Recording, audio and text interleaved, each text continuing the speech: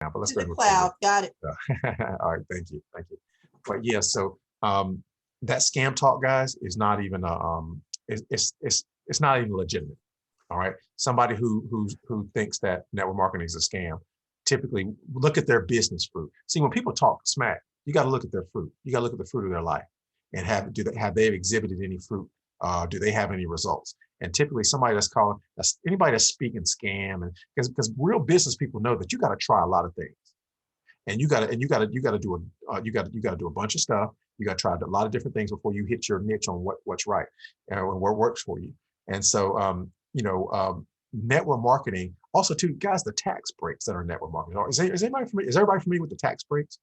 You need a network marketing company, even if you plan on keeping a 9 to 5 for the rest of your life. You need the tax free. You need those excuse me, not tax free, but tax deductible benefits of a business, of a home based business. You need those to reduce your tax liability. All right. So nobody who has a real high business IQ or real high business intelligence, nobody like that is going to call this a scam. All right. But those who are calling this a scam and a scheme and a pyramid scheme and all that stuff, guys, I promise you, those are not the people that you want to follow in business. Look at their fruit. All right. Look at their results. And I promise you, those aren't the guys. All right. So I'm going to open up at this time.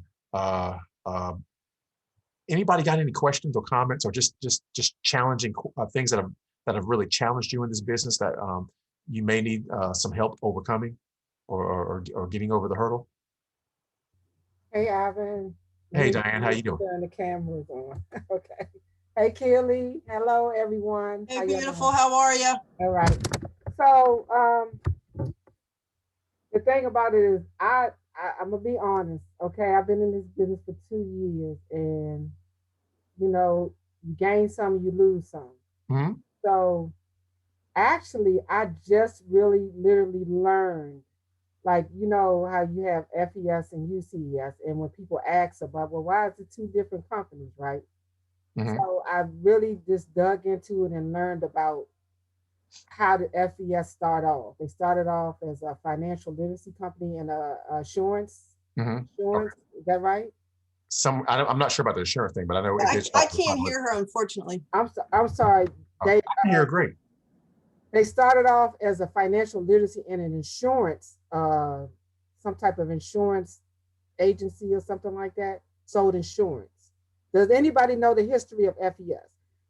I think it's very important for us to know this so when people ask that we would know, why that they're two separate companies. Because they started off with FES, but then after that they became a 501(c). Am I right? Can someone correct me? Well, okay, the reason why there's two separate companies, okay, according right now to do credit restoration in the United States, you have to be a 501(c)(3). Nonprofit. Okay. Yep. Right. Nonprofit, and especially as a network marketing company. And so, so the UCES is dedicated to that. And the reason, and so that's why, remember there's a network marketing component, and then there's the credit education component, and they have to be separate. By law, they have to be separate because the credit restoration company itself can't be. It can be affiliated, but it can't be the actual network marketing company itself. Okay. If that makes sense. Yes. And so I'm sure, yeah, I do know they start off as a financial literacy company, but typically that history that they have in the presentation, typically, I know for me, has been enough. I haven't had a lot of people ask me too much history outside of they started, over 20 years ago in Farmington Hills, Michigan. And they're a debt-free company, that type of thing. A lot of the history outside of that, I have not really ever come across, or a lot of clients. Every once in a while you'll get a fall personality that wants to know all the details and everything. And I send them where to go, but I don't really try to commit a lot of those to memory because I don't get a lot of those questions. Most of the time people just want to get their credit fixed, and most of the time they want to just make money. In most cases, not all, because I'm sure for the reason you're bringing it up, I'm sure you may be getting some of those questions. But do you get a lot of those questions? as far as the history of the company? About, yeah, how did they, why are they two separate companies and all that? Yeah. But I just learned about, like, someone sent me something about how they how they started off as a selling insurance and wealth program. Okay. All right. Okay. I you know, and then so the other thing is that the this fortune, I know there's truth to the fortune and a follow up, but it's been like touch and go with people.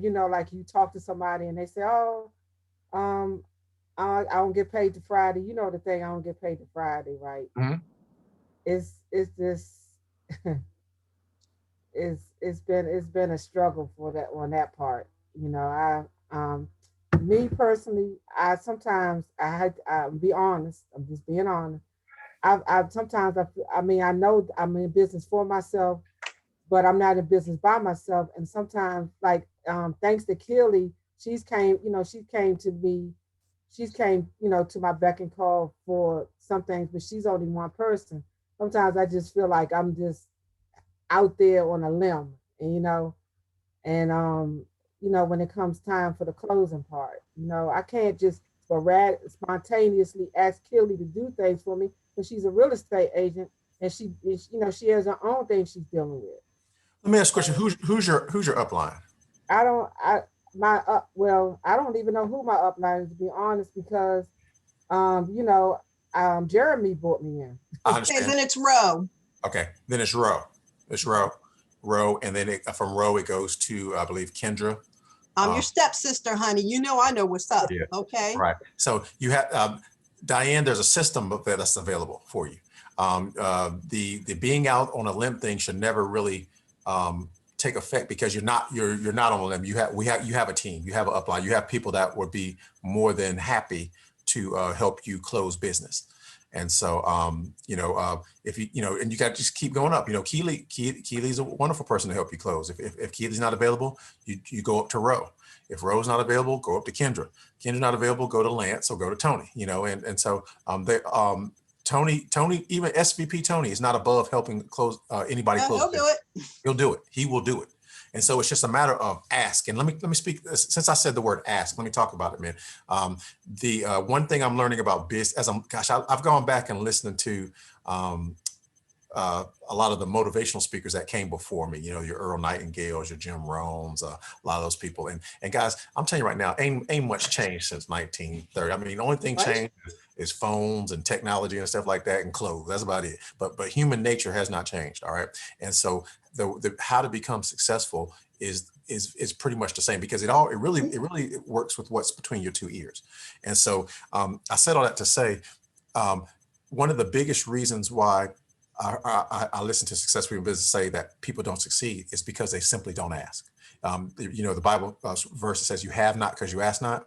That thing, we have to get, myself included, we have to get better at asking. All right, it's those who ask receive. Those who ask get their requests met. Those who don't ask will a lot of times go without getting their needs met. So if there's any hesitation on asking, let's get rid of it, because a lot of people on this team are more than happy to help you, Diane. Also, too, I want to encourage you too, because Diane, I definitely want to applaud you for sticking in there. I mean, you're a champ. You're a soldier for sticking in there and doing things. We all go through these things. Everything that you're going through, I'm going through it. Keely's going through it. Tony goes through it. Just because they have these titles, SVP, man, people don't know. If you don't know about FES or UCS, they don't know about SVP or no RVP or nothing like that. And it doesn't mean anything to them. They'll tell them no. People tell Alfred Nixon no every day. People tell Ashton Henry no. He shows the Ford magazine, the Steve Harvey show, and they still telling him no. You got people that just don't want to fix their credit, and people that just don't want to make money doing this method. It's okay. You don't need a lot of people. You practically need about 5 good ones who are committed to this. Okay. You need 5 committed, not 5 agents, 5 committed. Okay. So it's just really of how long it takes to find those 5 committed people, to who are going to quit, who are not going to quit, excuse me, no matter what you do, you find those 5. And I'm gonna tell you right now, Diane, they're not going to be people you know. They're not going to be people you know.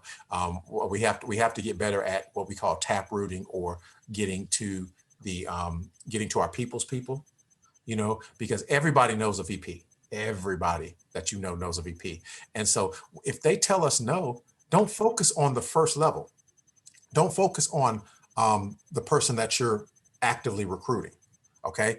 One way to either think about it. Would you rather have one dud that ain't gonna do nothing, or would you rather him lead you to 3 people who can become sales directors and regional sales directors in your business? See, that's why we ask the question, who do you know? It may not be you. So don't focus on them. Go around them. Hey, would you just be a darling? Would you make a Facebook post for me? Because think about it. Somebody that doesn't want to get into business, and you know, it's a relief for you to just ask me to make a Facebook post. You're not trying to get any money. I don't have to pay you any money. Yeah, I can help you out for free. I'll make a post for you. Get them to make a post. Get people to make a post. I'm telling you, some people, it's better to have a post from some people than to even have them in your organization. There's some people I wish they just would have made a post for me. You know what I mean? And so I'm telling you, a post can, you know, 2 or 3 posts on Facebook can go a lot further than a non-motivated person who doesn't have any ambition, who doesn't want to really have any business success. So don't focus on them. And then that takes the sting out of the no. I'm not gonna say I don't get no's, but I don't think I pay attention to them anymore. I think I've gotten past them because I really don't care whether they say no or not, because I'm really not so much focused on that person. Because if they can lead me to their cousin, and their cousin's a champ, I'd rather have their cousin than them. So I'm not focused on them. You know, hey, who do you know? And let me help you guys out with something. And this is from a pastoral perspective here. Okay, the human will is the most powerful thing on the planet Earth, not in the universe, but just in the planet Earth. And let me say it like this. God himself does not fight the human will. Think about it. If God's will fought our will, we'd be dead. Us fighting up against God's will, you know what I'm saying? He'd win every time. So God has given us the free will choice to choose. And I'm gonna tell you, one of the most violent acts in the earth is going against another man's will. You recruit somebody that don't want to be recruited, they may give you the money, but I'm gonna tell you right now, it's just a matter of time before they douche you up and they never speak to you again. You don't want that person. Don't fight against their will. If they don't want to come in, don't bring them in. What are you willing to do? Are you willing to make a post for me? You willing to tell somebody about it for me? That's why we asked the question, do you know anybody who has bad credit or who may want to make some extra money? Do you know anybody? I'm not necessarily asking about you, Diane. I'm asking, do you know anybody? So boom, Diane, you may, now come on now. If you don't know anybody that has bad credit or anybody that wants to make any extra money, then I don't know, you've been under a rock somewhere. And you just need to go back and crawl back under your rock. All right. So it's just a matter of asking people and getting to the people's people. All right. That's where your rock stars are, in the people that you don't even know yet. Does that make sense? Can I add something to that? Go ahead. Go on. Last night on the training, Erica Sanford very clearly was saying, if somebody tells you no, then immediately you should be like, well, then can you post for me? And the best part is, Diane, I heard you say earlier that people tell you they don't have the money. It still fits in with the same thing. Well, can you post for me for a future discount? All that means is you're going to get them in, you know, at the 138 or the 89. That's your call on how you want to run your business, right? But what a beautiful thing to say. Well, Diane, I don't have the money. Okay, well, can you post for me for a future discount? Most people should be willing to post for you, and you better write down on your leads page that you told them, because obviously you probably want to bring them in at 138 so you can make a little bit, right? And if they're really having a hard time, obviously we'll do the 89, and I'll do that all day long, because the reality is, if we don't have any customers in the customer holding tank, we can't pop any cabs. And if we can't pop any cabs, we're not going to be happy. The company gives you 70 days to do that. And the reason is because they're trying to get you through 2 cycles of payments, which averages about 60 days. They give you an extra 10 days, which is why they're on hold for 70 to pop a cab. So it will behoove us to bring in people at $89 all day long. Do I like making my little $100 and getting it in the mail the next week? Absolutely. Well, direct deposit. But just remember that too. So that is directly responding to what you were saying when you first came on. And I feel like those are hardcore, legitimate responses to what you need to do. And I'm excited for you because I promise you, if they say no, can you post for me? I don't have the money. Can you post for me for a future discount? No, I don't know anybody. Erica Sanford told you, if you took the time to take them through those questions and they still saying no, man, move on. It's okay. Yeah. But at least you tried. And Yeah. if there's anything to be exposed or to get, you're going to get it out of them. But don't forget about your posture. Remember, you're just, all you're doing is collecting decisions and sorting. Yep, sifting and That's all sorting. you're doing. You're not doing anything else. We're not getting emotionally attached. We don't care. We don't emotionally, we don't care what they say. All you're doing is going to everybody you know, asking them a question, and based on their answer, you're sorting them in one of three categories. Either they want to make money, they need to get their credit fixed, or maybe they know somebody, you know, and you're sorting them into those categories, and that's it. And just all you do is go through your warm market, ask and sort, ask and sort. That's it. And for those who, you know, and then when somebody makes a post or they know somebody and they give you a lead, you do the same thing with them. Who do you know? All right. Also, Ivan, I just want to share this real quick.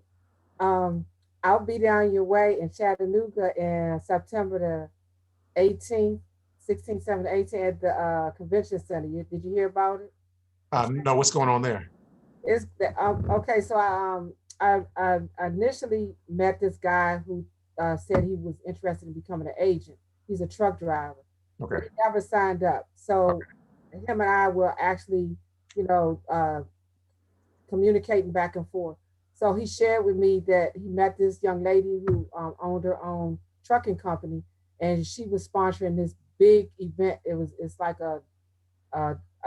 it's called She Trucking, a big trucking event. I know her. Okay, I know her. Yeah. Okay, yeah. So Okay. she's sponsoring a big event, a truckers event at the convention center. So I'll be having a credit repair table set up. All right now. Oh wow. Okay. All right. Very good. Very good. So as it stands now, so far I'm the only credit repair table that's going. All right. Well, we'll let you have it. I might have to come down there just say holler at you. I know where the convention center is. Not too far away. Yeah. All And right, I'd have that's a good. poster I saw post you for on a the future page, discount. Ivan. And you know, the She Trucking lady was she was on CNN. Yeah, I know. yeah, It's gonna be a yeah. big turnout. Yeah. I said, you know, sometimes you just have to. I mean, it ain't nothing for me to market myself. I don't care where I have to go. I'll fly. Look, and I ain't hating on you because look, I should have had her. I know where I should have had her, but you know what? You got the She Trucking folks on. Oh well. Oh, you know, oh well. You know what I mean? So good job on that, Diane. Good job on that. Very good. All right, good job. All right, anybody else have any other challenges, guys? I'm telling you, like it's the things that are simple are not easy, but they are simple. All right, where they become, where the reason why they're not easy is because we have these things called feelings and emotions, and I'm telling you, people, that rejection, that no, the ghosting, the runaround, the comments about schemes and pyramid scams and all that stuff, those things can potentially be hurtful. All right, but I'm telling you right now, everybody that's successful gets that type of persecution. Okay, it's just part of the game, guys, and you just have to be able to deal with it. If you can't deal with it, you don't need to be in business. You need to work a W-2 job for the rest of your life and play it safe. But if you can get over that, all right, and sharpen up skills, guys. Remember, we're in the network marketing industry. All right, Eric Roy has some great training on network marketing. Get the book Go Pro. Go through that. Go through some of those trainings. Watch those YouTube trainings. They're very powerful. All right, Eric Roy is practically the GOAT. He's the best when it comes to network marketing. Okay, and so listen to what he does. He does simple systems, seven steps, guys. There's 7 steps to becoming a network marketing professional. Now, really quick, I'll say this, and then we might maybe can wrap up. You have to treat your your business, your FBS business. You have to treat it like a brick and mortar Wall Street level business. You do. You got to be sharp. You got to be professional, as if you were a corporate hedge fund broker. You have to treat it like that. You have to treat it with the same professionalism, the same level of excellence, the same level of everything. And I think that's what a lot of people don't do. They don't treat it with that same level of excellence. And so because we treat our network marketing business like a stepchild. I've been guilty of it. Okay, we treat it like a stepchild, and we don't give it its full respect that is due. And so treat your business like a business. All right. And guys, when people, okay, if you were a tax professional, if you worked in a real estate office or whatever, and people come through and they don't buy, we don't get mad. We don't declare that it doesn't work all of a sudden. We don't, if you're working in a retail store and people come in and they look around, they browse, and they decide not to buy, which is a lot of people. You don't get mad. You just work with the people that want to buy. May I help you? You looking for something? Oh yeah, I'm looking for something. Okay, boom. We have these here. Want to try this on? Some people will try it on and not buy. All right. We don't get mad. Okay. And then some people will try on, or some people come know what they look for, and we make the sale. We make the close. And it's that simple. You can't say the wrong thing to the right person, and you can't say the right thing to the wrong person. All right. So just remember that if we can get through the emotions, the emotional roller coaster of network marketing, if you can get through that, and that comes through personal development. You have to invest in yourself for personal development. You have to listen to personal development tapes. You have to listen to personal development, and you have to listen to professional development. Okay. So personal development and professional development, those are things that you have to, you got to listen to, they're all on YouTube, books, you can read them, audio books, of all the personal and professional development that's out there, guys. There's no shortage of it. You can pick what you want. You can pick if you want male, if you want female mentors. You can pick if you want Christian mentors, you want non-Christian mentors. You can pick. You can take your pick. They're all out there. All right. And so just find professional development coaches and get coached. Okay. All professionals have coaches. LeBron James has a coach. Michael Jordan had a coach. Tiger Woods has a coach. Serena Williams has a coach. All professionals have coaches. So if you're going to be a professional, you need in business, you need a business coach. You have to have a coach to coach you in business. All professionals have it. All right. All right. Anything else? Anybody want to bring up, talk about questions? I like hard questions, guys. I don't know if you guys can tell. I like to tackle the hard questions. So anybody got any hard questions or hard challenges, issues, anything that they're looking to overcome? Anybody? Before we break out of here and you go call 5 people tonight and talk to them about your business. Somebody really quick, other than Dacia, because she some in row. Come on, y'all. Rosie, I know you got a question. Lisa, come on, y'all. Somebody recruit me. Debbie, I see y'all. Somebody recruit me. Speak up or forever hold your peace. Come on now. Recruit. Unmute yourself. Ask a good question. Unmute your camera too and recruit me. Y'all gonna let me down, embarrass me like that? Just lie to do that. Somebody recruit me. How are y'all dealing with? I got a question. Okay.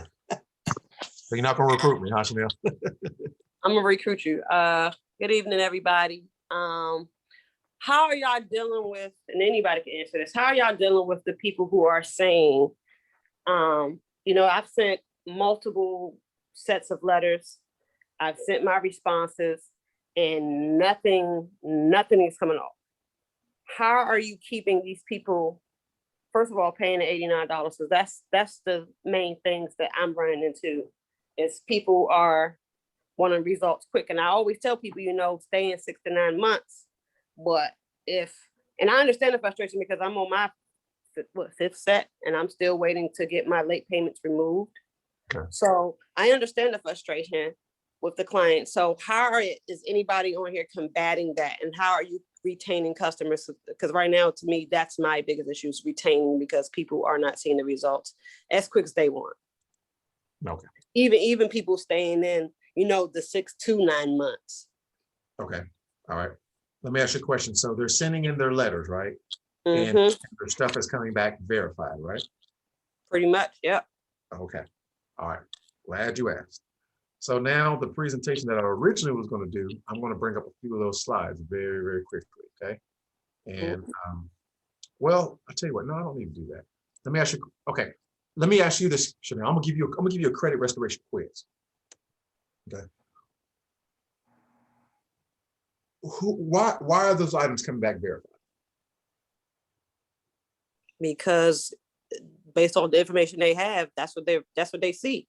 They're not actually verifying it, but they're just going it based off the algorithm. Okay. So TransUnion, Equifax, and Experian are going they're going to some database apparently, and they're being verified, correct? Mm-hmm. All right. Is there a person doing it, or is it a computer doing it? Computer. Okay. What are the databases that they're going to? LexisNexis, LexisNexis, CoreLogic. yeah.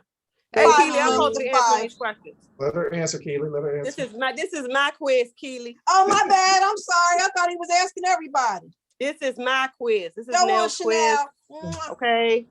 All right. So Well, she didn't already answer it for me, but yeah, those are the main two, I believe, CoreLogic and Nexus. Right. Are you having your clients freeze those?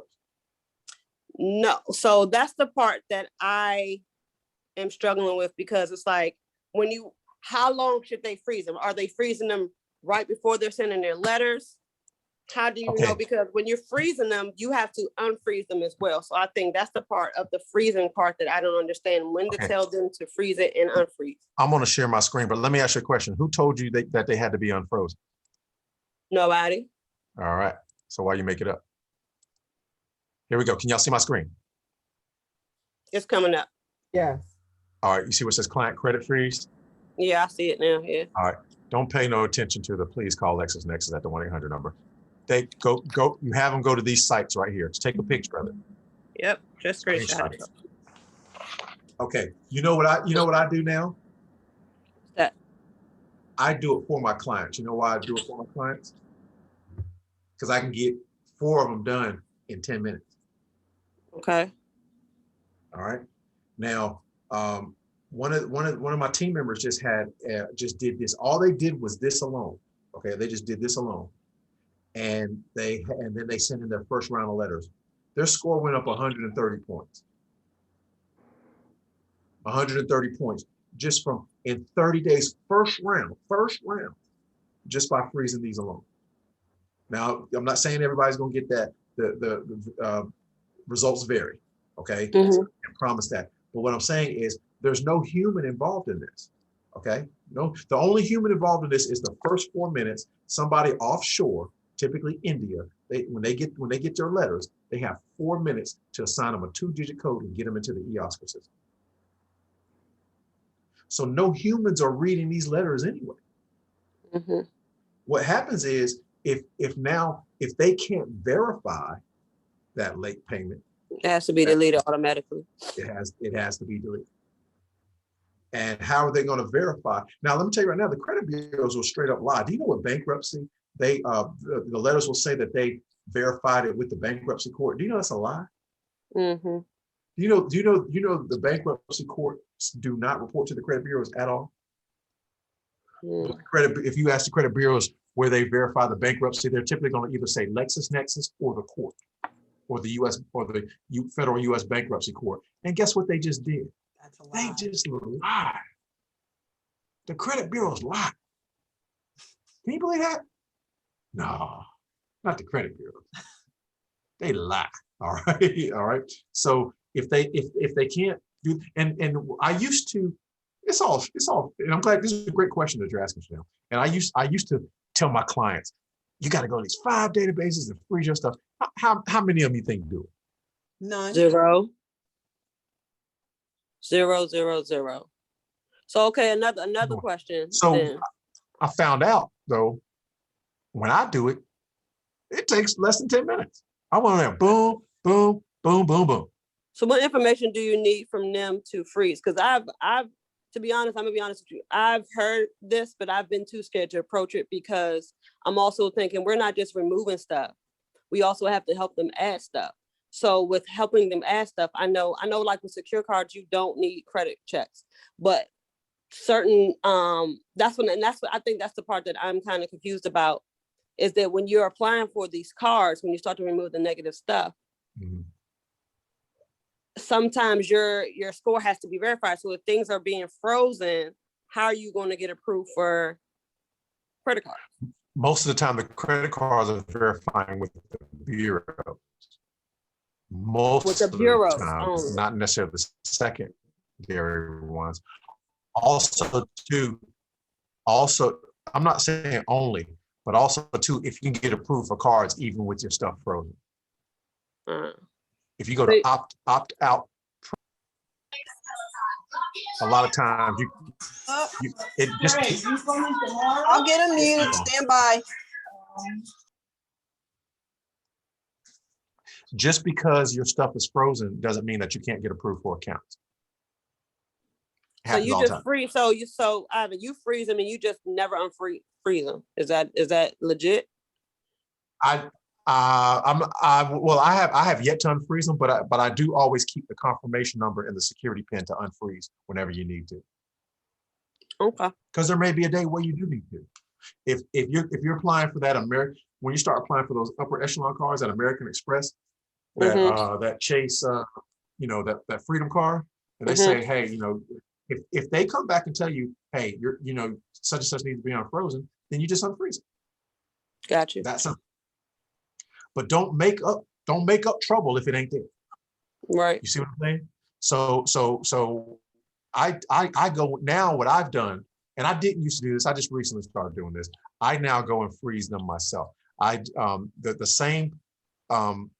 keep a file on all my clients. So the same info that where you take them for the UCES, like the Social Security, the date of birth, the address, those type of things.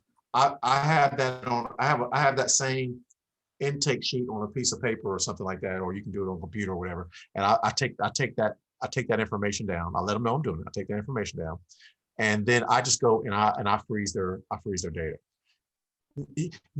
Lance told me this long ago, and I just recently, after 2 years, started really listening.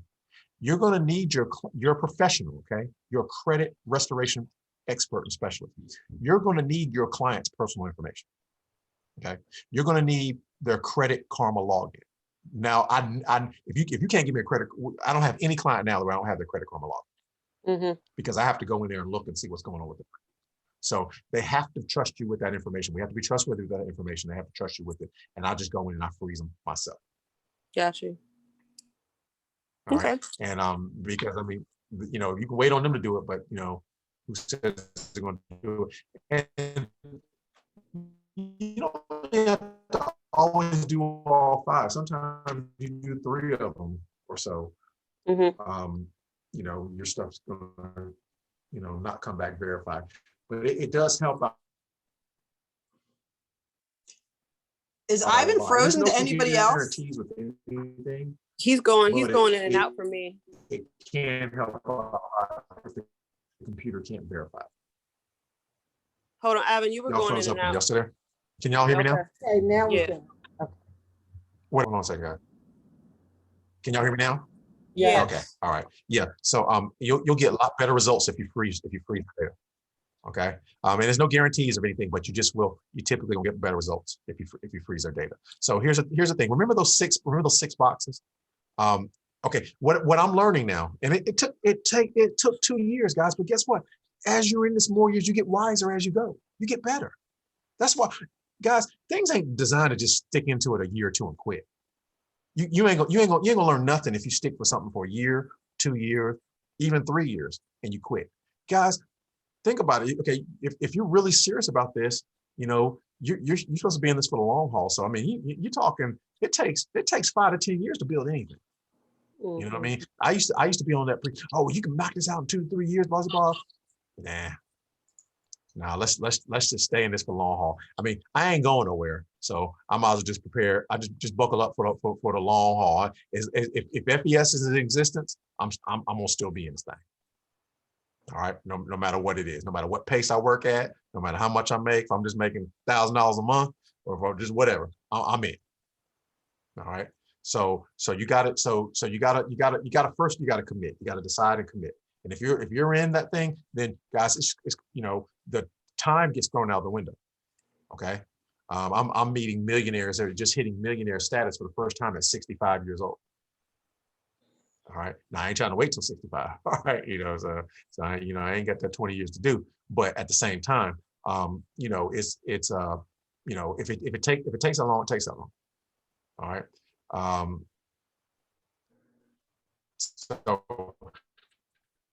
So getting back to what you were saying, Chanel,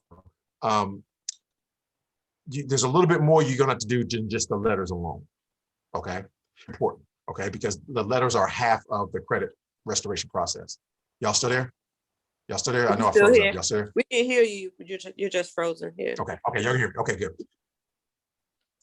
So the letters are going to remove the bad, but remember, they have to add good credit too as well.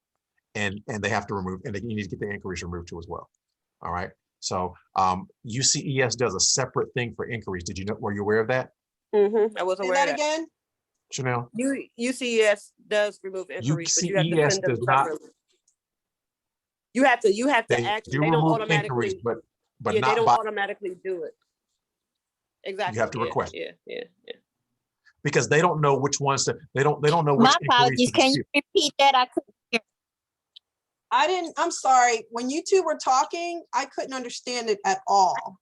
He basically was asking me, did I know that they remove inquiries as well? And I said, yes, but you have to request it. They don't automatically do it.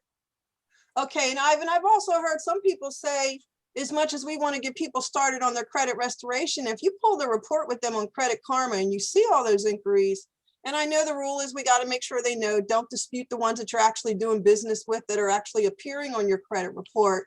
But I was told to have them circle them and mail them into the company and say, hold up, now generate my first set of letters, because it's going to make a whole difference for them. And they're worth like 2 points each. I'm running into people with 10 inquiries. That's 20 points. That might be enough to get them into 700 before we even handle all the other mess. Now they're excited. Now the retention is going to be better, and hopefully they'll hang around. And if they learn about Shop for Less, maybe now they'll really hang around, right? So that's good stuff. Thank you. There's some points. Check this out, guys. Watch this. You send you send your letters in. You got to wait 40 something odd days for the bureaus to respond. And then you got to send those letters back into the company and everything like that. What if you can get some points in the meanwhile? How excited do you think your client would be? Oh, credit line, trade lines, legal. Watch this. So check this out. legal Remember the 6 boxes. Remember the 6 boxes. Y'all remember the 6 boxes? The 6 boxes. What if you added some unsecured lines of credit? Okay. What if you got some inquiries removed? And what if they just happen to have a mom or daddy or somebody close that was willing to put them on as the authorized user? What if you did all 3 of that before the letters even came back? You are the bomb. You are the whatever. You that to them. If you can get those points before their letters even come back. So sometimes what I've been doing lately, I've been foregoing or at least on the first round, the opt-in to get the digital ones. I Go in the room with that. Have them in the mail. You're breaking up again. That gives me 10 days to freeze their. Can y'all hear me? It's like How about now? Like Charlie Brown. Wah, wah, wah, wah. See, you can't log out, log back in because you are the Zoom. Can somebody please tell me, how do you make the request? What is the proper way to make the request for them to remove the inquiries? Okay, Ivan's frozen. Ro, would you like to take over on that question? Yeah, just like Chanel said and Keely, you can do one or two things. You can have them send in what their inquiries are, And they need to screenshot them. So they'll be available on Credit Karma, or even Credit Karma is the best way to do it. Have them log in, screenshot the inquiries section. And again, you don't want them to circle anything they actually have an account with. You want the accounts that did not result in an account. And you can do it yourself. You can either email it in, or they can email. I don't mail anything to UCES. I email everything over to documents@united-credit.org.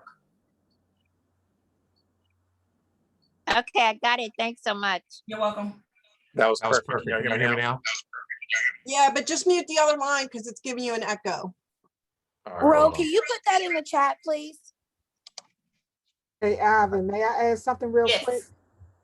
Can y'all hear? Okay, can y'all hear me now? Yes. Okay, good. All right. Okay, go ahead, Diane. Okay, something else that I do with my customers is, it's always good for them to check to see if they have additional names, addresses, jobs, because the credit bureaus use that as leverage when they're verifying the information, even aside from the frozen. One of my customers had 16 addresses on her report. In turn, I was on a three-way with her. She was able to remove 11 addresses. The other 5, they said they was associated with open open accounts, so they would refuse to dispute them. But there's another way around it. You can use a letter for that. But have your clients remove those additional names, addresses, and all of that, because all that is ammo that they use to validate the debt. Absolutely. Look at you, Diane, a credit pro. Look at you. I mean, like literally, that right there is that's valuable information. Now, but see, I need your help on something, Diane. Okay. Now, I've known that, because here's the thing, guys. You want your clients to have one name, one address, one phone number, one employment. Yes. You want to have all those things, one of everything. And actually, sometimes you'll get extra points. Sometimes your score can go up just for doing that alone. Okay. Yeah. But here's where I need your help, Diane. How do you do that? How do you what's the most effective, quickest way to get the additional addresses and things removed off, names and stuff removed off your credit profile? Called the credit bureau, and for the ones that they didn't remove, they removed 11. I was on a three-way with her. Sometimes some of the agents are kind of nasty, but the one, I mean, they will do it. So they'll say, what's the next address? They'll go ahead, and if the system won't allow them to do it, then you're gonna have to use that letter in the back office to do it. But the quickest way, I got 11 addresses off this one young lady. She lived in apartments and everywhere. And so the lady kept saying, what's the next address? They removed 11 out of 16. Okay, that's just from a phone call, right? Just from a phone call. But just calling the bureau, the 1-800 number from the bureaus? Absolutely. And they answered that, the Experian trend. Yeah, Is there a particular department that you That was my question. In your opinion, did you have to have a special number or the general number? I think they, no, they're just a general number. I think I believe they transferred us, but I think that one lady transferred us. I'm not sure which department it was, but if you say inaccurate information, then and you're disputing the address, they will remove it. And another thing I learned, go ahead. The same thing, would that be the same thing as the personal information dispute? Because on the training that the transformer did, she told us that we need to do a personal information dispute for our clients. So actually, before my clients send off their regular dispute letters, I send them the personal dispute letters to send off. So is that the same thing? It's personal information. It's public information. Yes, it's your public information. Let me ask y'all a question for all y'all doing that. What letter are y'all using? What's under Credit Builder, Diane? What letter are y'all using? I'm sure it's in there. At least I would hope. You said it's in the back office. Where is it? Is it in the UCES letters? Definitely under credit builder, definitely under letters and forms, yes. Yeah. Credit builder, letters and forms? That's where, and people are always asking where, that's where all the letters are, everybody. If you go in your UCES back office, click on credit builder, and then letters and forms tab, and all of the letters are there that people can use. You know what, Ivan, I like your idea about telling people not to go PDF and try to make those calls and take care of those inquiries first. That's a good idea. And I read something else up on credit recently. Those addresses in the credit bureau world language, they call them identifiers. Identifiers are the address that the debt is connected to. Yes. If the old address is removed, then the identifier has in essence disappeared They have to verify that that 3 to 4 data derogatory points. credit is connected to. If it can't make the match, then it kind of just goes out into cyberspace. You know what I mean? That's correct. They have to make 3 to 4 data point matches before. So that's what. So also, you know, there's all kinds. Remember, guys, you're tricking a computer. It's not person. You're not trying to trick a person. You're tricking a computer. And so the eOscar system. So yeah. So one name, one address, one. You know, now here's the thing. You can, if I'm not mistaken, you can change the addresses at any time. So Yeah. if let's say you have some collections that are tied to an address, but you have 5 addresses on your credit report. Only remove the ones here. Let me switch my phone since my internet connection keeps dropping out. Only remove the ones that are the addresses that, like, okay, keep an address on there that's not tied to that collection, if that makes sense. Does everybody understand what I'm saying? Like, okay, if I give you an example, my mama's address is on my credit report.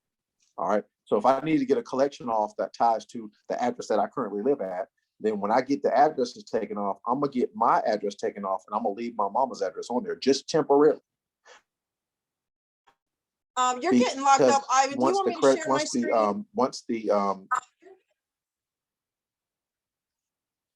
You know what? Yeah, I'm great. You were trying to go to UCES. Unshare my screen, but my Zoom got locked up. Were you just going to go to letters and it got forms? locked up. Yeah, that's all I was going to do was go to letters and forms. But do you want me to try, or are you good? Okay, there we go. I'm back on now. Okay.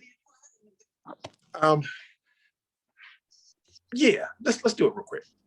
Yours kept getting locked up. Hey, Ivan, also look under the 604, section 604. 604. But is the 604 for personal information? Has all the letters. They have all the letters that dispute, even about the addresses as well. Under section 604, under the Fair Credit Reporting Act. Okay. So if you go to Credit Builder, I uploaded 3 the address update letters in the under the file section on the Superstar Group 2 for each bureau. Man. For real? Real talk? Yeah. Okay. All right. Okay. So forms and documents.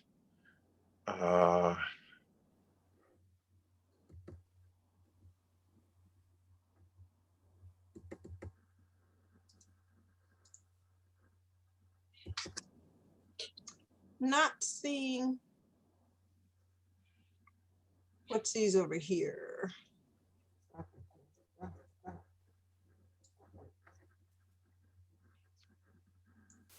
Diane, did you say you found the letter in here? I was just saying, under the. Hey, do this. Go to credit restoration, Keely. Go to credit restoration. You want me to let everybody see my stuff? No, it's not going to show. Just go to credit restoration. Trust me. Okay, go to access UCES account. They ain't gonna do nothing to see your score you first had when you first. Oh yeah, that's when I first got in. That's fine. I don't mind everybody sees it. Exactly. So now go to aren't there some letters in here too? I thought there were letters in this part. If there are, I'm not aware of it. Ro, you know of any letters in this part? Maybe not. I'm sorry, I had stepped away. What letters y'all looking for? They're trying to find a letter that we send to the credit bureaus to help people to update The personal their information address. update, the personal address and personal information update. In here? Yeah. I don't, okay, it That's might, not I a might letter that we provide. Okay. go back to. If you go on the superstars, DeMarcus has it in there. He's got the Experian, TransUnion, and Equifax. And it's the very first three. I actually was using the one under the 604, and it just basically says to whom corrections to credit report, to whom it may concern. I received a copy of my credit report and I'm disputing some items that need to be corrected. I have highlighted and numbered these disputed items on the attached copy. The reasons why these items should be corrected are indicated below. Then you put the item number, the reason for the correction. According to the provisions of the Fair Credit Reporting Act, 611A, whatever, these disputed items must be reinvestigated or deleted from my credit file within 30 days. In the interim, these items should be noted on my credit record as in dispute. I am also requesting the names, addresses, and telephone numbers of individuals you contacted so that I may follow up. So, I mean, it's different letters under the 604 Act, if there's nothing in our back office to accommodate the addresses. Where did you went to the 604 and you went to what website is that? That's under the Fair Credit. Fair Credit, section 604, the Fair Credit Reporting. Yes. Gotcha. Okay. All right. Okay. Ivan, if I'm not mistaken, you can call into corporate and ask them to add the addresses that are showing up on the report to your letters. Oh, really? Okay. So UCES will dispute those two as well? Don't quote me. I believe so. I have seen in examples that addresses are included. I've never done it. All right. But you guys, I mean, it's just as simple as giving them a call. Same with the inquiries, you know what I mean? Give them a call and ask for these addresses to be removed. Okay, and I see the ones that DeMarcus added right there up at the top. DeMarcus, do you know about how long that takes? Marcus, you there? I'm here. Yeah, it doesn't take long, Ivan. And I'm sorry, y'all, my son is hollering. But yeah, if you have an issue and they don't update something, just let me know. I think I have a response letter to that one as well. Like if they don't take it off, a letter that you can send back to them that will make them take it off. All right. Does it include the CFPB in that thing or something, or CPFB? Yeah. Okay. Those law appeals in it. So All they tend to make moves when you put letters together that got the law references into it. So do you have an example of that letter? Yeah, I can get it to you. I'll get it to you. Can you post those on the files and Superstars? Yeah, I can. Yeah, just go ahead and post. Is it if it's just one letter, and we can tailor it to the three bureaus. You don't have to put three of them up, to go because your three letters here, they're pretty much the same. They're just addressed to different bureaus, right? Correct. Okay. Yeah, those are the first one that you would send in to get it updated, and then if they don't, then I think I have the response. Yeah, send me that bulldog letter. Okay. So we can slap them where if we have to slap them with that. So guys, okay, so boom. All right, gosh, I had charts on this, but I didn't know we was gonna go here. Okay, but check this out. Okay, this is one of my recommended credit restoration processes. Okay, all right, boom. Freeze the secondary data bureaus. Okay. What? Can you hear me? What was that? Can you hear? Okay, step one. Here we go. This is my recommended credit restoration process. Okay, for your clients, for you as a credit specialist to do with your clients. Number one, freeze the secondary data bureaus. Matter of fact, let me put in the chat. And don't nobody put it in the chat till I get all five of them up there because it'll kick it out. All right, freeze the secondary data. And you said that could be done by a phone call, right? Yeah, everybody except ARS. ARS, you have to send in a fax. You got to go old school. So I downloaded a fax. So I downloaded Hello Fax for free so I can send in free faxes. Hello Fax for free. Yeah. All right. So freeze the secondary data. Okay. 2, clean up the personal information on the credit report. Okay.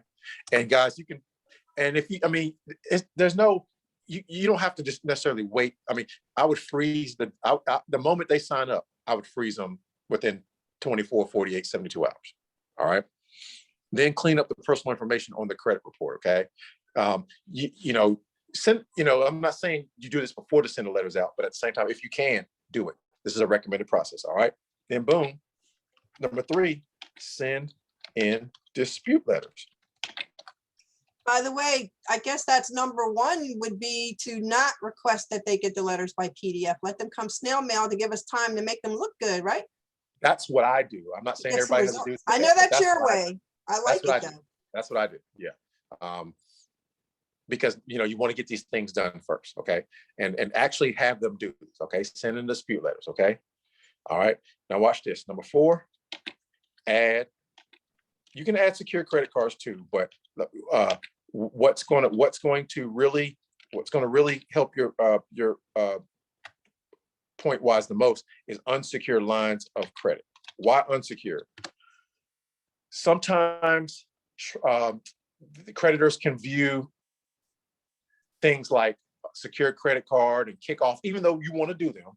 Please trust me. If your client's got 4s and 500s, have them do it, but they can view it sometimes as training wheels. Okay, so they say, hey, these are training wheels. When you have things like, and then guys, oh, let me say this is very important. Right now, they've kind of pulled the rug on the jewelry accounts. Okay, so My Jewelers, AG Jewelry Design, we're not doing those right now. And plus, they look like training wheels anyway. So guys, listen, the shopping cart trick. Okay, let me put that in there. 4B, shopping cart trick. Go to YouTube. All right. So boom. So add unsecured lines of credit. Okay. And then 5 as a bonus. Watch this now. Add an authorized user, or get added on as an authorized user. I'm not gonna say it. Let me see here.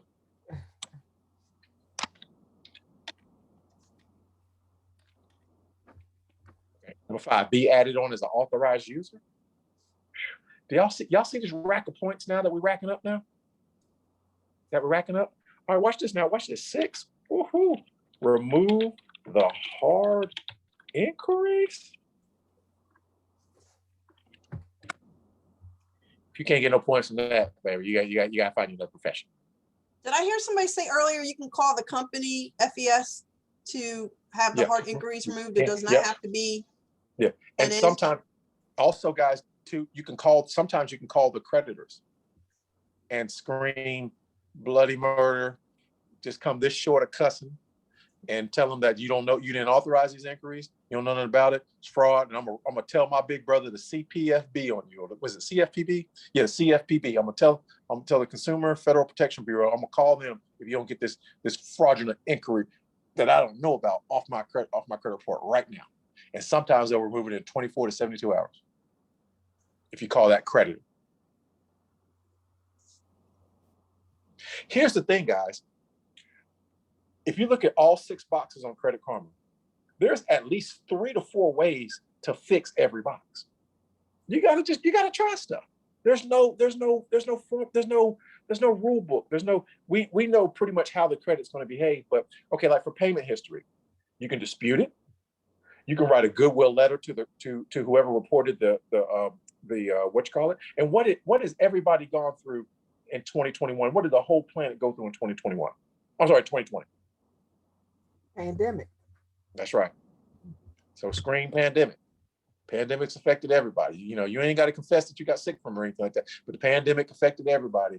I need, and matter of fact, what I'll do is I'll negotiate with you. I'll sign up for auto payments. I'm trying to buy a house now. This is the only thing affecting my credit. I really need the late payments removed. I'll sign up for auto credit if you can remove the late payments. Well, what if they say they can't remove it? Okay, they're lying. Not saying they will remove it, but if they say they can't remove it, they're lying, because the same thing, the same software they use to report the payments is the same software they can use to take it off. So they can do it. Don't let nobody tell you they can't. And And guys, also, you know, I thought that I told Credit Strong, and I thank God for Rowan her trainings way back. But I got Credit Strong and I set it up for automatic debit. It's like 30, 40 a month, right? But then Ro did another training and I went and got Kickoff. So that's cool. But what happened was I got the secure credit card and I thought I told them to go on automatic payment and I didn't. I'm gonna tell y'all something. My score tanked 200 points. I was not happy from a few lates because I just was running about my life and didn't realize that they had 2 lates in there. That will tank the heck out of you, right? So when I did call the company, and I'm telling you all this because it's good information for your clients, they don't mind you sending them a goodwill letter and asking them to remove the lates, but 9 times out of 10, they want you to handle the past due amount first. And once they receive it, now you can send your letter. And that's exactly what I did. And not only did I send my letter, but I took it to the post office and I sent it certified because I don't want nobody to say they didn't get it. And now I'm waiting for the results because the second they remove that, I'll go back up to the 700s. use But I wanted to automatic mention that. payment as a negotiating tool. Yep. All right, so what you got next, Ivan? You got this great list going. That's pretty much it. I'm done. That's the list right there. You do that right there. If you freeze the secondary data bureaus, clean up the information on the credit report. Remember, this is a process, guys. Remember, it's a process. Send in the dispute letters, add secure lines of credit, like, you know, like for instance, like the shopping cart trick. Be added on as an authorized user. That's, and everybody can't get that, but if you can, it's an added plus. And remove the hard inquiries. You fix the 6 boxes. You know what I call it? I call it fix the 6. Fix the 6 boxes. You fix them 6 boxes. They ain't going nowhere because they're waiting for some more. Right. Which is the real stuff. And they will refer you to other business too as well. You fix those 6 boxes. Fix the 6, guys. All right. Bro, Payment you got history. anything typed up on all this? Because I'm getting ready to type something up because this is customer attention, baby. Roe been preaching it for years. Look, Ro's like, hello. Okay. Oh, Roe you been preaching said this for Ro. years. I didn't even realize you said my name. I was But- asking you, do you have anything typed up on all this? Because I think I'm gonna have to get out word because I want to be able to tell my clients about this, but I'm piecemealing them. I'm not giving it to them all at once because I want to be like, did you do it? And by the way, you got a referral. And then did you do what do number you 2? want typed up? The 6 The stuff he just came up with. it's all Ivan, right. where are you typing when you're typing this? What do you mean? You've been typing. It's in every the time. chat. It's in the chat. Well, well, see, I'm too busy looking and making sure nobody's trying to log in. I miss out on that stuff a lot Okay. because of being a co-host. Go to the chat and take a screenshot. You can have your chat and your screen up at the same time. Yep. All right, well, I was hoping to have something where I could create a document, but I'll do my own thing. No, It's all no. good. Just screenshot his because he got Screenshot. it all in one want. Literally just screenshot it. Can't get the whole thing, but okay. Gotcha. Scroll up and do separate screenshots, Keely. So scroll to what you want first, Everybody screenshot, chill and out. then scroll down. I can handle, guys. I got it. See number 2. Boom. All right. Screenshot. I screenshotted it. I'll post it on Superstars.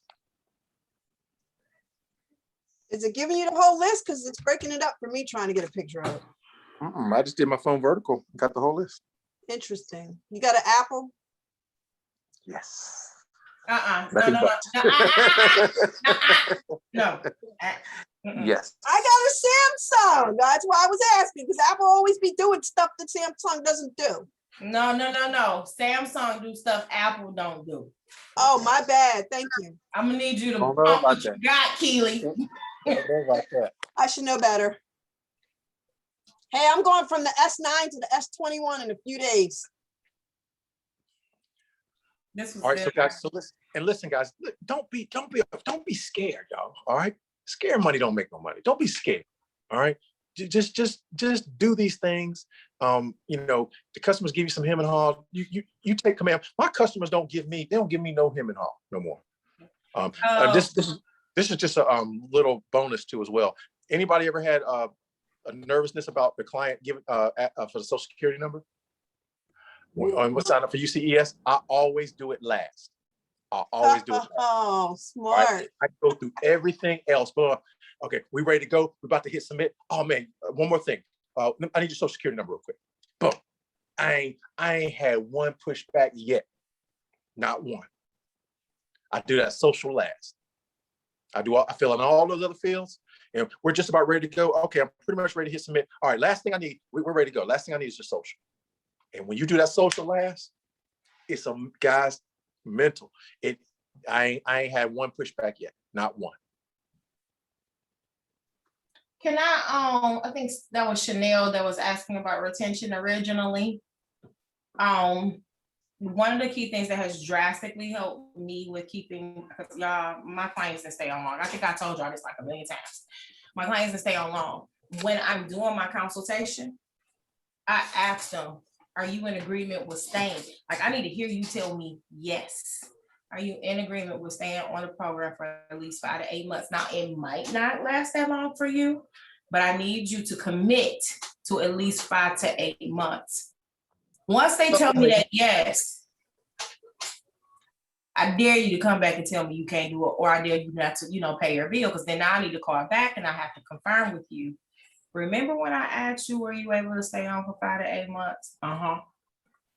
So what's happening now? Now, okay, let me get back on. So have them make that commitment to you verbally, and make sure you ask them to say it back to you, okay? Because if without them making that commitment, then there is no commitment, but that's what you want. Now, obviously, we can always run down that it might not even last that long, but I need you to have your mind set for 5 to 8 months. Are you in agreement with making this investment for $89 every month until we have the desired results that you want? Yes. Okay. So now they just gave you permission. When they don't hold up to their end of the bargain, you have ammo to come back and remind them. Remember when you told me that you were serious enough about fixing your credit, and that you were serious enough about hanging in here for 5 to 8 months? Unless all hell is breaking loose, they need to find that 89. And sometimes they get a declined payment and ghost you too, but like, hey, it is what it is, right? So, but like I said, if we do all of what Ivan has said, if you can get your clients to get jumps in the beginning, even when it's quiet, they ain't going nowhere. And it's quiet. They've already had some kind of results that allows them to look forward to something coming even when it's quiet. So using all of the things that Ivan have just rolled out for us is highly important. Sticking them on self is always a good thing. If they don't have self at all, I don't care who they are, they're going on self, period. All right, because that's a guaranteed 20 to 60 point jump immediately. I had a client go up 76 points while we were on the phone. They added kickoff and try grow credit. They added their Netflix and Hulu and Disney Plus to grow credit, and they did kickoff while I was on the phone with them. Their score went up 76 points while we was on the phone. That girl right now, she think I'm second thing to Jesus right now. You know what I'm saying? Right? You know what I'm saying? I mean, 76 points while we was on the phone. Her score went up. So it's just, these things here are customer retention. All right. And I got all this from Ro. It's all I did was take what Ro did and just gave me and just continue to study it. And as you continue to study more, you're going to find things. And none of us have a monopoly. Like Diane, I needed you for that personal credit cleanup thing, because I knew that was one of the steps, but I wasn't strong in that step. So Diane, you came through in the clutch, baby, when you gave that information. you know, because that, I mean, that helps out a lot. So that clean up that personal information on the credit report and exactly how to do it. I knew to do it. I just didn't know how to do it. So, so I had it as a step, but I was not confident on how to do it. And you helped me tremendously with that today. So thank you, Diane. Can I give you this last point before I I'm done? But I want to encourage all of you. Every one of us are leaders. You lead your own personal business. Mm-hmm. So never think your little tidbit is small, because your tidbit, just like Ivan just told Diane, she came in on the clutch. Everybody has something to add. So you guys, one of the key portions here, this whole training thing, this is Ivan. Ivan built off something that Lance and I had and picked up the baton and took it and ran with it. So at some point, Ivan's going to sit down and a new leader is going to come up. So everybody should be working on their ability to be a great leader, because at some point, all of us sit down and the new ones come in and take the reign and keep running with it. So you guys, I just want to encourage you to, you might not know everything, but there may be one thing that you are superb in. Ride it till the brakes fall off. All right. Hey, I'll tell you. Yeah, go ahead. One more quick thing too. When your clients, actually too, when your clients get their update letters back, tell them, you make sure y'all stress the importance of keeping that time stamp that they sent those letters off. Because if they don't respond, if something comes off and it comes back on or whatever, they have 5 days to dispute that. If they didn't inform them that they were putting it back on their credit report. So they need to know that. But the other thing too, because I went back and looked at some of my letters, the credit bureau cannot send you letters back with part of an account number. So when you look at your update letters that you get back from the credit bureau, it has to have the full account number on for that account. If it does not, no, they be having an XXX, bro. They be having a bunch of X's on the joint. They can't do that. So if your clients have that, if it's XXX, then you can send a dispute letter saying that, hey, the law says that you cannot do this. Please provide a full number. And if they can't provide a full account number, then they have to take it off too. Wow. It's called a missing information dispute. Okay. All right. I got a question in the chat. It says, Grow Credit versus FES's secure credit card. How do you help the clients decide? There's no decision. Do both. There's no decision. Remember now we want to add a whole bunch of credit. All right. Now we don't do it all at one time. Now we don't do it gradually, but if you go look at Credit Karma and you look at how many accounts you have to turn green, it's 21 plus. Most people I know with 800 credit score have at least 20 to 30 credit cards. I'm just being honest with you. You can't have to have good credit. You got to have a lot of credit. You can't have good credit with little credit. You're going to have little credit or you're going to have big credit. All right. So we want to add everything. So if they can add that secure credit card right now to get it, go ahead and get it. But get the grow credit too. Grow credit's not going to turn you down. So get both of them. Don't hesitate. Get both of them, because grow credit's a soft pull anyway. I think the secure credit card is soft pull too, ain't it? Man, get all the soft pulls you can get. You know what I'm saying? Especially if somebody's going to add you on as an authorized user later on. I sometimes save that authorized user for last, but you don't have to do that. That's just my personal thing. But go ahead and add a bunch of, because it's going to lower your credit age because of the average age. And then you mess around, got somebody got an 8-year credit thing, and then boom, add that on. That's like that body slam. Y'all used to watch WWE, and they come with the last joint to end the match. That's boom. That's what you do right there. You come with that little pile driver, that kitchen sink. Wow, with that authorized user at the end, it's curtains, guys. Curtains. All right. And they will tell everybody their mom about you. All right. And you will be known as the credit expert. So guys, I'm gonna make y'all a credit expert in the next 30 seconds. Here we go. Credit expert. Everything you need to know about credit. 2 phases. Remove the bad, add the good. That's 1. Second thing is fix the 6. Go to Credit Karma and fix the 6. Fix the payment history. Fix the credit card utilization. Fix the derogatory remarks. Fix the total accounts. Fix the credit card age. Fix the inquiries. You fix those 6, guys. It's a wrap. Fix the 6.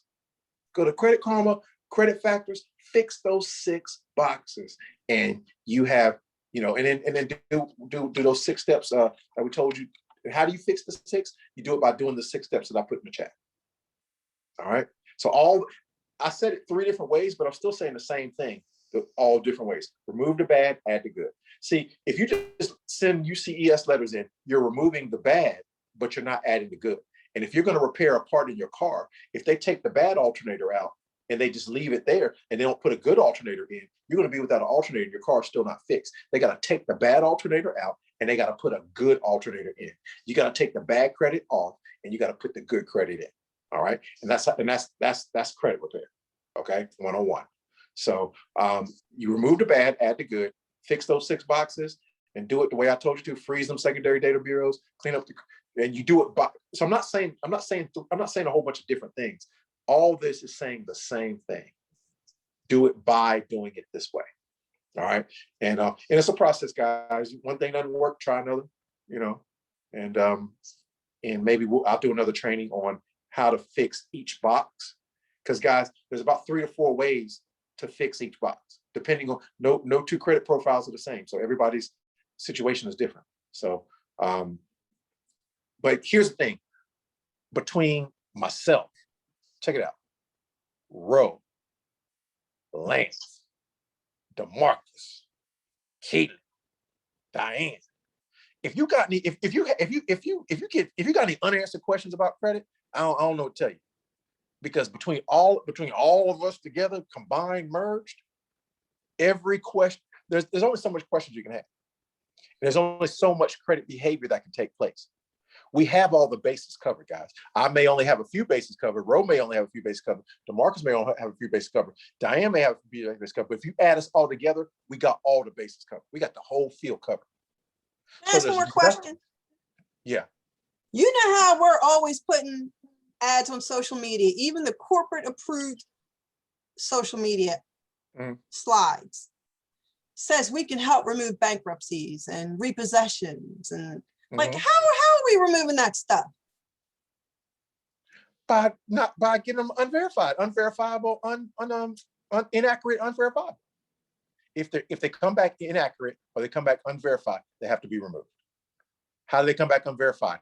Number 1, freeze the secondary data bureaus. I'm looking at it in the chat right now. Freeze the secondary data bureaus.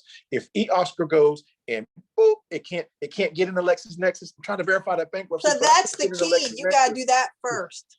Okay. That's how all that stuff's get removed when you read all that stuff all over the internet from other credit companies. Okay. Yep. And by the way, guys, don't get already inaccurate. Like, so say if you're not freezing anything, because I've been here almost 4 years now. And freezing has been with the last 7 months, but so things have been coming off regardless of we froze. So if it's inaccurate, obsolete information on the report, everything that is being reported should not necessarily be there. So key things that you need to know about your report is that, like DeMarcus just said, missing information. Your social security number can't be wrong. Your name can't be wrong. The account can't be wrong. The balance, the last balance can't be wrong. And with bankruptcies, you have 80% error rate. That has nothing to do with the attorney, you guys. So that's one of the first things. I don't want to get my attorney, but it ain't got to be talking about the bankruptcy court. Because after you've been discharged, it has to be filed. And how it gets filed is then how it's going to reflect on your credit report.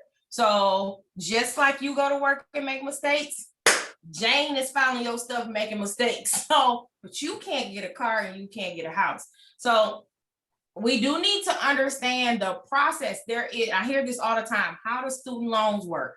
How do bankruptcies work? There's nothing different from a collection, from a charge off. It's the same process for everything. Nothing's different just because it's this big bankruptcy. Once the dispute goes out, the dispute is the exact same way the collection came off. It was either inaccurate, unverifiable, or erroneous. Those are only 3 reasons something is coming off. No, the debt does not need to be paid for something to come off, because again, it has to be right to be on there in the first place. So even if you say the debt is $10,000 or the debt is $5,000, right? But it's wrong, it shouldn't even be on there in the first place. So when we say, no, you do not have to pay the debt for something to be removed, remember, credit and debt is two different things. So we do have to have some working knowledge of what we do.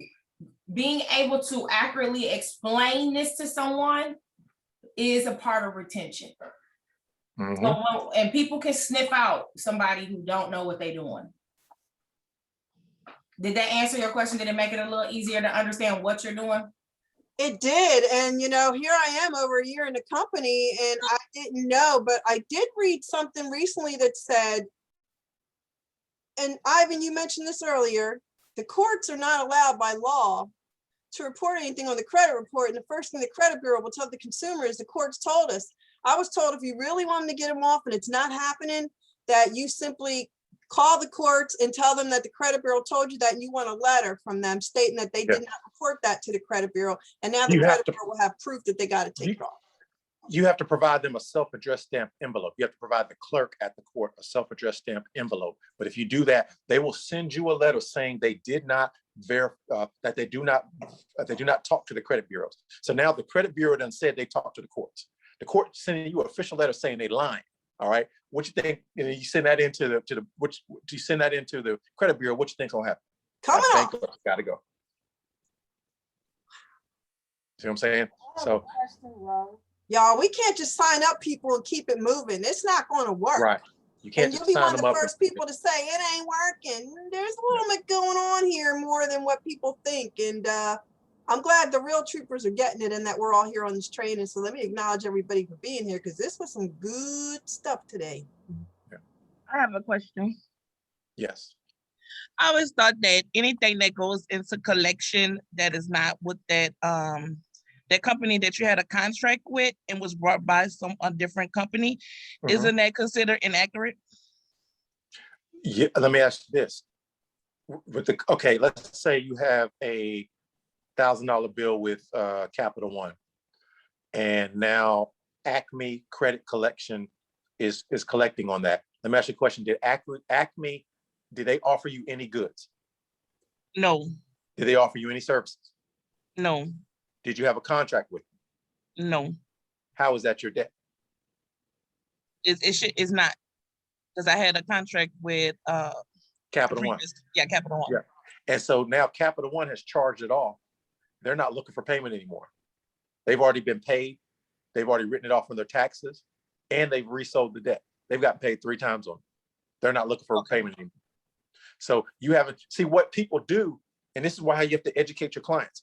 People do is when Acme calls threatening, talking all big and bad, they start re-aging the account by talking to Acme. You don't say nothing to Acme. Hang up on Acme.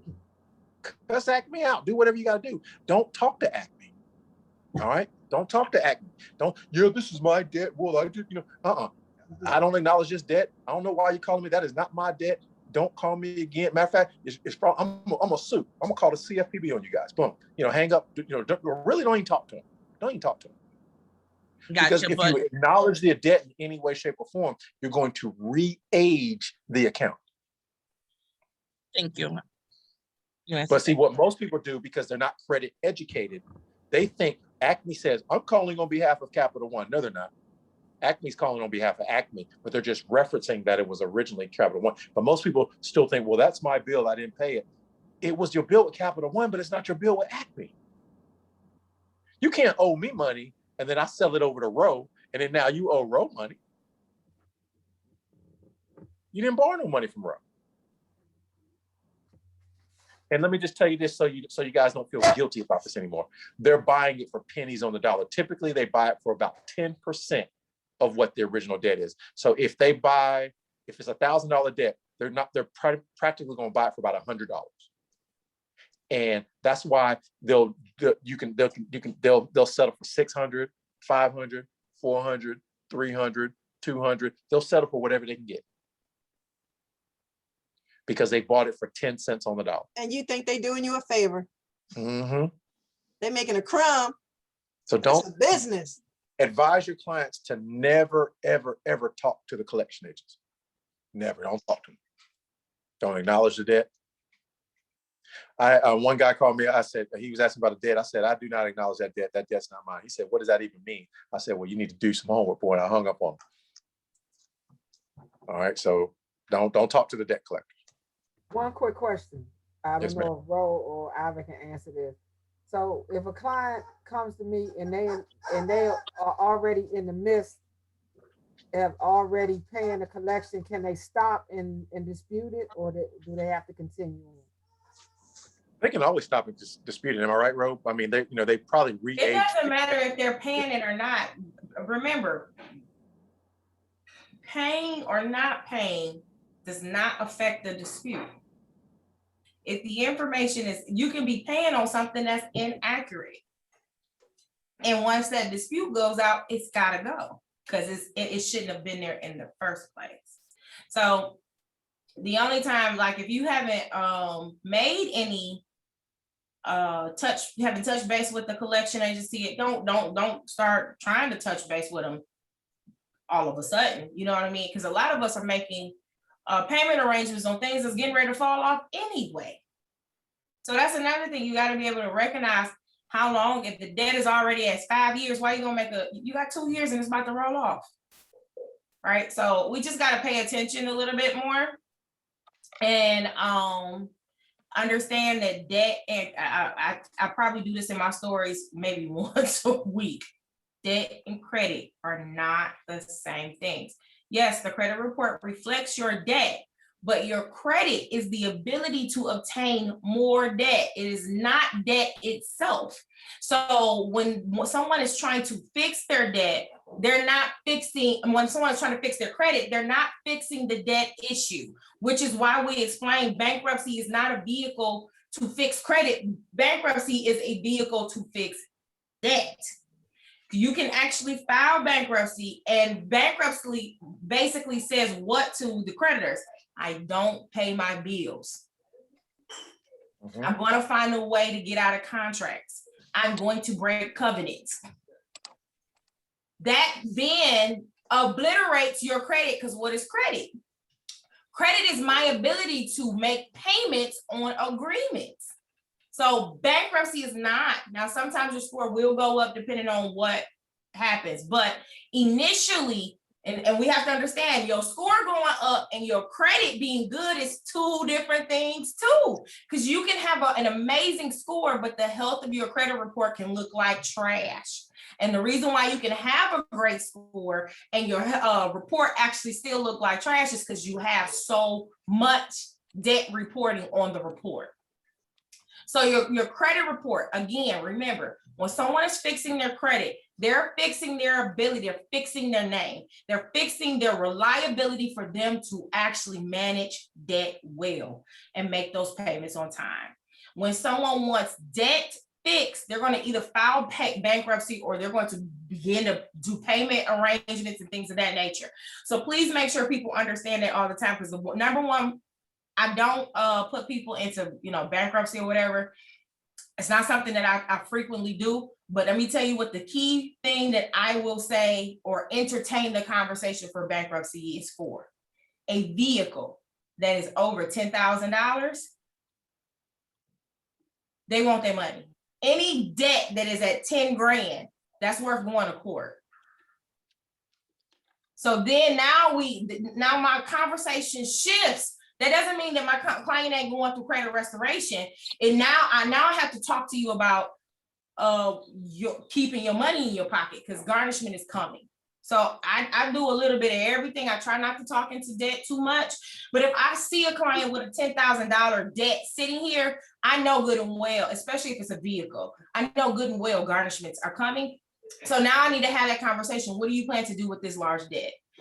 But that has nothing to do with fixing their credit. So please understand, they can be in a full-blown payment arrangement. That doesn't mean stop disputing or don't dispute, because again, the portion of disputing has to do with having accurate information on the report. Whether or not you could be making accurate payments to accounts that are live right now and they're reporting wrong right now. You know what I mean? So never get that confused. Debt and credit are two different things. Someone has a 720, no debt. How do you get the score up to 850? That's a loaded question, Otto. It really depends on what's all on the report and how many accounts they have. The age of the, no one's getting into 800 below 7 years. Yep. So you got to age the report. 9 times out of 10, when someone wants to cross over into the 800 range, they have to age their report out. That 750 to 800 journey is a beast. It's a little slow creep. Yeah. It's a beast. And so, you know, the 450 to 750 is probably a little easier than the 750 to 800 journey. Okay, but how do you do it? Yes, you can get it. You have to run the score up. From a 750, even from like a 720 or 730 to 800, you got to run the score up. You got to turn into beast mode, and you got to choke that bear to death. You know what I mean? So, okay, so what do you do with the accounts? You run them up. What do you do with your credit age? You run it up. Then you got to do various methods, hacks, and tricks to do that. All right. So you usually your payment history is 100%. You can't do much more about that, but you got to keep that utilization between 2 and 9%.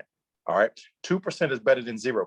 0% is fine. It's not bad at all, but 2% is better than 0%. Now you got to do tricks and hacks. You got to keep that credit card utilization around 2 to 3%.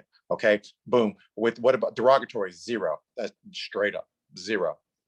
Derogatory marks, that's 0 to have 800. Okay. What about credit age? 8. It's got to be 8 years plus. Okay. All right. Boom. What about total accounts? You need 15 to 20 open accounts. 15 to 20 open, good standing. And we said good standing because we said no zero, no derogatories, no late payments. You need 15 to 20 open accounts. Okay. Or more. Don't be afraid to go get 30 credit. Don't be afraid to run it up. All right. Hard inquiries, 0 to 2. And then those accounts that you're talking about ain't gonna be no kickoffs and grow credits. No, you're gonna have some platinum Amex. Yeah, you're gonna have some standard cards. And the major hurdle again, you guys, for the 800 is time. That's the major hurdle. Everything else, once you get in that 720, 730 range, crossing that 800, it's a turtle. It's a turtle. It's not gonna be like how, like Ivan said, that immediate jump. No, that's not happening into 800s. It's gonna take some time. A 780 is worth just as much as an 800 too as well. Just so you know that. So they say 800 plus is worth 100,000 net worth. A 780 is as well. 780 can practically get you anything as long as your inquiries are not, but that age, you got to let that age go up. And we'll talk about some age things off the record later on. So, you got to get that age up. All right, guys, we've been going almost 2 hours, guys. This has been great. I mean, that was fun. and we've been maintaining. The numbers ain't dropped a lot either. So we've been kicking some straight up knowledge for these last 2 hours. You're welcome, Ivan, for my beautiful question that kicked it off. Hey, I appreciate that, Chanel. I appreciate that. Chanel is back. Did you get that value added? Did you get that value, Chanel? Did you get some value out of this? Dope. Yeah, it was good. All right. If y'all got value out of this, go on Superstars and just make a independent post about how much value you got out of today's STU. All right, guys. Let's go ahead and sign it off here. We do have it recorded. Should I post this or not? I don't know. We had a lot of small talk, but it was good. Hey. Yeah, it was good. I say post it because I say post it. It was a lot of information. Okay. All right. Okay. Ivan, do you want me to hit yes to stop cloud recording now? Please do. Right now? Yep. Y'all have a good one.